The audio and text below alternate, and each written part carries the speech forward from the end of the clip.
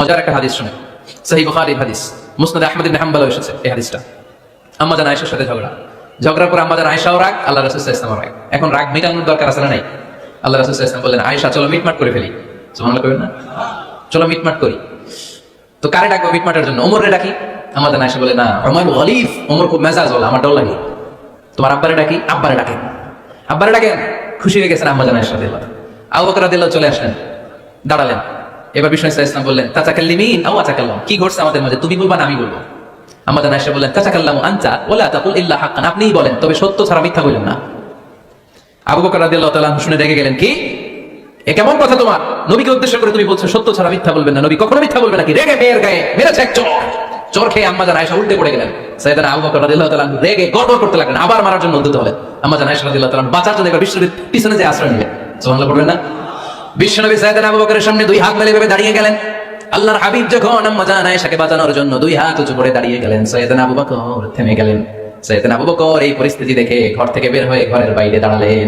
এবার আল্লাহর রাসূল সাল্লাল্লাহু আলাইহি ওয়াসাল্লাম আম্মা জান আয়েশাকে তুললেন, বললেন, ইয়া আয়েশা কাইফা রাআইতিনি আনকাসতুকি মিনার রাজুল, দেখলা নাকি কেমন করে আমি তোমার বাবার হাত থেকে তোমারে বাঁচালাম? আজকে আমি যদি সামনে দাঁড়িয়ে না বাঁচাতাম, তোমার বাবা তোমারে একেবারে মেরেই ফেলতো। সুবহানাল্লাহ। দেখছো আয়েশা, আমি বাঁচাইলাম তোমারে, আমার সাথে ঝগড়া করে আমি বাঁচাইলাম।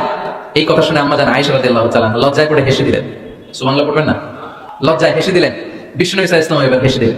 দুইজনের হাসাহাসি শুনে বাইরে থেকে আবু বকর রাদিয়াল্লাহু তাআলা হাসির আওয়াজ শুনে অবাক, কি রে এতক্ষণ যুদ্ধ এখন আবার হাসি কেন? হাসে দেখার জন্য সাইয়েদনা আবু বকর রাদিয়াল্লাহু তাআলা ঘরের ভেতরে ঢুকলেন। ঢুকে দেখেন আম্মা জান আয়েশাও হাসে, বিশ্বনবীও হাসে। সাইয়েদনা আবু বকর হেসে দিলেন, আরশের উপর থেকে খুশি হয়ে গেলেন কে? এবার সাইয়েদনা আবু বকর বলেন, ইয়া রাসূলুল্লাহ, ইয়া হাবিবাল্লাহ, আশরিকানি ফি সিলমিকুমা কামা আশরাকতুমানি ফি হারবিকুমা। নবী গো, আপনাদের দুইজনের মধ্যে যুদ্ধ লাগলে যেমনি মিটমাট করার জন্য আপনি আমারে ডাকেন, আপনাদের এই আনন্দঘন মুহূর্তগুলোতে শরীক হওয়ার জন্য মাঝে মাঝে আমারে ডাকেন। সুবহানাল্লাহ পড়েন।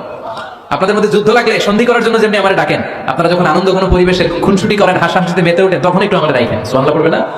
দেখেন আল্লাহ রাসূল সাল্লাল্লাহু আলাইহি ওয়াসাল্লাম পৃথিবীর সবচেয়ে শ্রেষ্ঠতম মানুষ। উনাদের পরিবারেও ঝগড়া হতো, কিন্তু এই ঝগড়া কোনোদিন তালাক পর্যন্ত গিয়েছে? কথা বলেন না কেন? আল্লাহর হাবিব সাল্লাল্লাহু আলাইহি ওয়াসাল্লাম তার কোন স্ত্রীকে তালাক দিয়েছেন?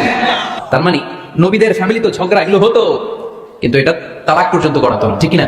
তাহলে এখন থেকে আমাদের এই স্লোগান নিতে হবে যে ঝগড়া করলেও আমরা ডিভোর্সের দিকে যাব না, তারা যাবে। আর একজন রেগে গেলে আরেকজনকে চুপ থাকতে হবে। ভাবি রেগে গেলে আপনি চুপ।